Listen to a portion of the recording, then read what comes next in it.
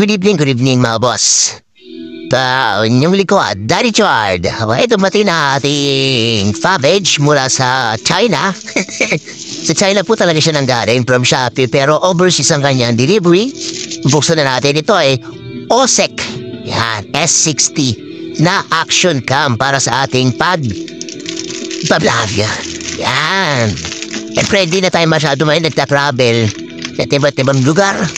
Dito sa Pilipinas, nag-stop muna kami dahil nakakonsentrate kami dito sa Manila muna. Ngayon is, nag-order ako ng action cam sa Shopee. Pero overseas siya, hindi siya dito. Tawag dito nanggaling sa Pilipinas. Sana legit, sana maganda, at syempre, sana magamit natin sa ating mga daily vlogs. Syempre tayo po ay rider, part-time lalamove rider, then online seller. Tayo na rin nagdi-deliver ng mga ng mga dinibet na natin online. Syempre, binili ko tong camera to for unang-una, safety purposes. Yan. Syempre, yung mga hindi inaasahan na huli na hindi natin alam kung nasa tama ba o mali. Diba? At least meron tayong recorded video na mapapatunayan natin na nakikita natin kung tama ba o mali yung pagsikas atin. Pangalawa, safety purposes. Ulit, pag na-disgrasya o ano, pwede mo siya magamit as evidence. Pangatlo, yun, sa mga lugar na napupuntahan natin na pwedeng pagsimula ng gulo or away ganyan or masamang balak sa'yo. Pag mayroon kang camera kahit pa paano, magdadalawang isip sila gumawa ng mali kasi alam nilang they are recorded. Okay? Tignan natin ang ating box. Yung box siya, ginawa lang second hand. Hindi talaga box siya kasi marami akong in-order na isang package kanila. Kaya tignan natin kung anong mga laman. Yun, may bubble wrap. After ng bubble wrap, nakikita natin yung in-order kong chin mount. Yan, chin mount para sa ating helmet. Siyempre, alam natin kung saan nilalagay ang helmet. Sa chin. Okay? May libre siyang yun. Tripod siyang kasama. Yan. Binili ko to. Hindi ko to binili pala. Inutang ko to SP later. To be true lang ako inutang ko to sa SP later kasi magaling ako umutang pero magaling din ako bayad. Kaya huwag kayo magdalawang isip kung magpapautang kayo sa akin kasi unang-una, marunong akong magbayad. Okay? And then, umorder na tayo ng mic. Dito siguro previous to siguro ano na to. Tripod na to, sige na umorder ng ganito. Ito, mic. Yan. Kasi meron siyang external mic na magagamit para sa ating mga malilinaw na salita. Yan, madaldal. Kasi ako madaldal ako. Alam nyo, kaya sa lahat nakakakilala sa akin.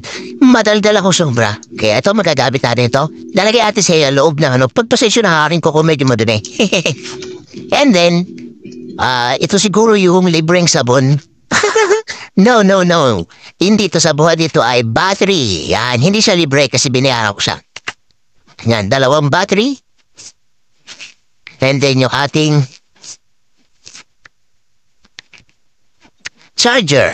Yan, charger. May kasama siyang charger.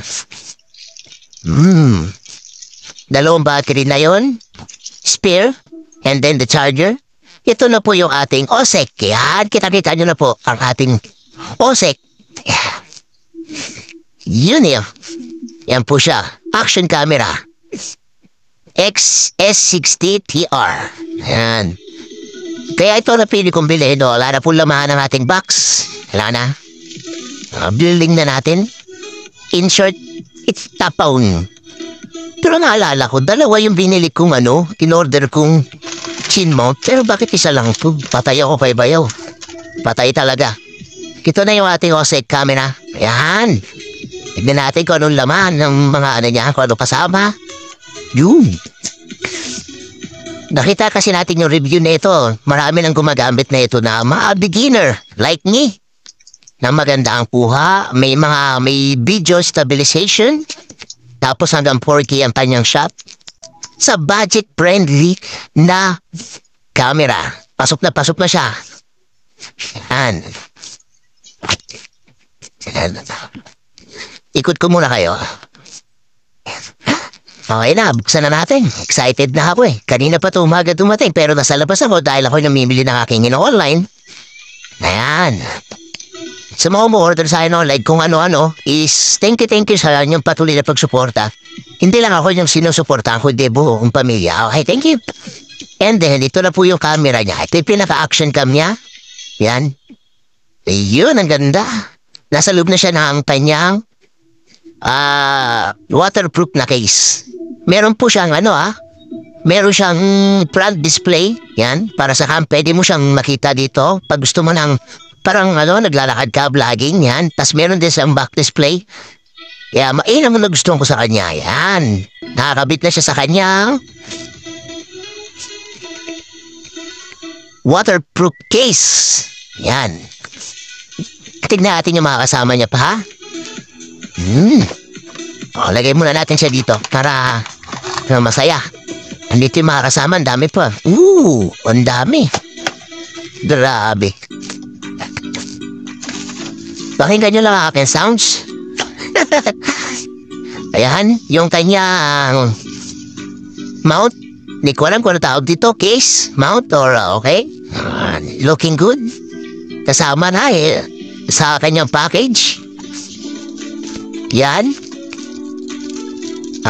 Mount ito, yan. Para siguro dun sa may tripod. Yan, para dito siguro sa tripod to. Yan, tama sa tripod to.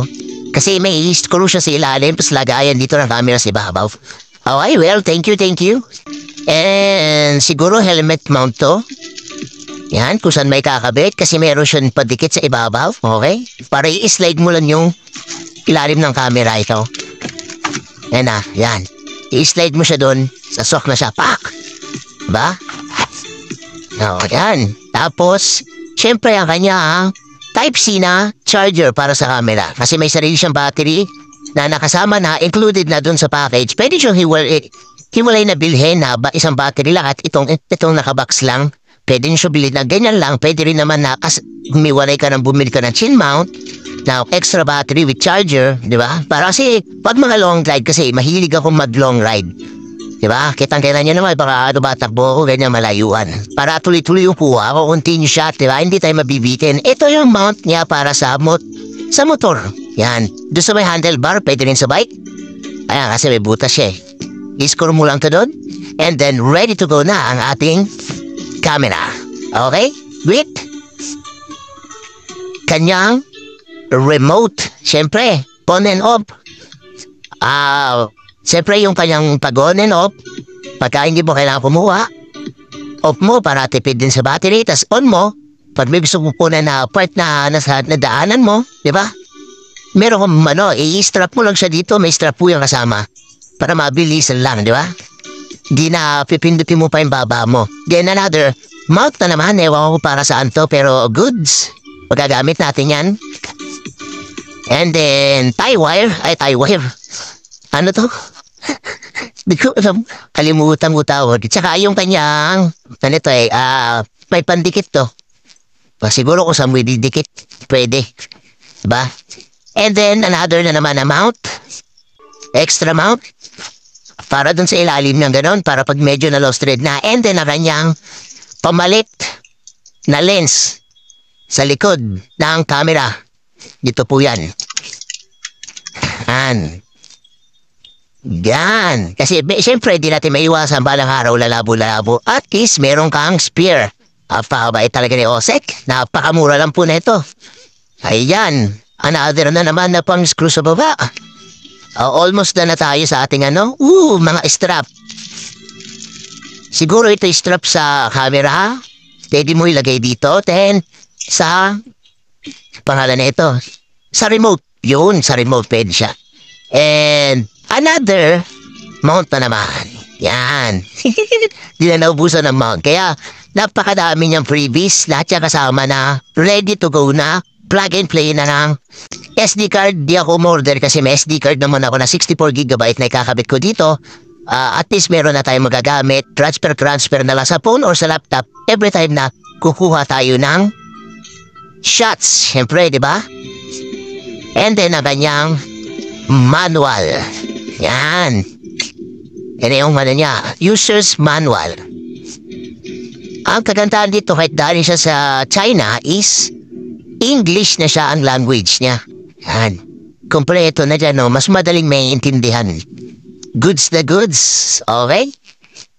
Abangan niyo yung mga susunod natin mga video gamit ang camera na to.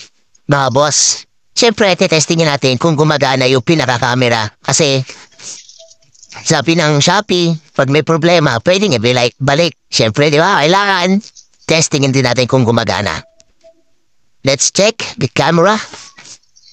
Ganda, daming freebies. So, kung nakikita niyo naman, dami talagang freebies. Inuta po po ito sa Shopee.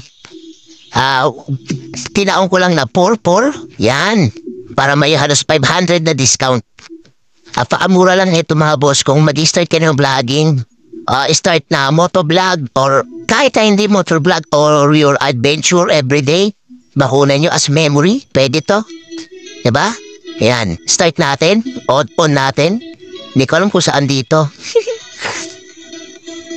Totoo lang first time lang to mga boss. Kaya sana hindi ko masira kagad, di ba? Yeah, tagalin natin sa casing. Wow! Ayan siya. And casing niya. Okay natin.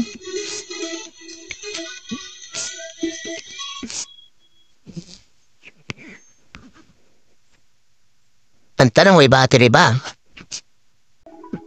Meron naman. Ang tanong, ba tayo magbukas? Ayan na siya. Ayan. Touchscreen na po siya. Touchscreen na. Wow. Please load the battery for the camera. Please remove the protective screen. Okay, tanggalin na natin. Ayan. Touchscreen po siya. 2024. Set natin. Tapos March ano ngayon? 4, tapos March 8, tama po ba? Yan, year, month, and date. Okay? Time is already 8:54. Wag na muna. Setup complete. Yan. Ayan na po siya, oh. Wala daw card. Pero napakalinaw niya, mga boss. Kung makikita niyo po, napakalinaw niya. Ayan, oh. Napakaganda. Touchscreen po siya. Oh, diba? Touchscreen po siya. Naka 4K siya ngayon. 4K. Tapos 30 FPS ang kanyang gamit. Gamit natin yung mic niya. Start natin mag-record. Subukan natin. Wala doon SD card. Kaya di tayo makapag-record. Okay, hanggang dito na lang boss. Maraming salamat sa inyo panunood. Abangan nyo aking mga video sa mga susunod na araw gamit itong camera na to. Siyempre, ang OSEC S60 TR. Sa halagang napakamura lang po na ito. Lalagay ko na lang sa ang link ng Shopee na pinagbilan ko. Baka gusto nyo rin bumili. Wala po, kikitain doon na. Wala po doon. Ang kinaano ko lang po is para makatipid tayo or gusto nyo mag-start ng motor vlogging o vlogging kung ano man yan. Pwede rin siya sa mga adventure niya sa buhay na ginagawa. Lalo na yung summer, di ba? Kaya order na kayo. Saglit lang siya. Almost 5 days lang from China nakarating kagad dito. From China po siya. Ito yung isang kilalang parang tawag dito action cam sa China na pinakaano nila doon. Kilalang. Kaya abangan nyo aking mga video gamit itong camera na to sa mga susunod na araw sa pagiging sideline na Lala Move. Sa aming misyon ako sa kami nakakarating sa iba't ibang part ng probinsya, sa aming pag-ikot sa mga simbahan, and then sa aking pagpuwi sa aking mga anak, at kung ano-ano pa mga boss. Kaya samahan nyo ako gamit ang aking S60 camera, okay? Maraming salamat.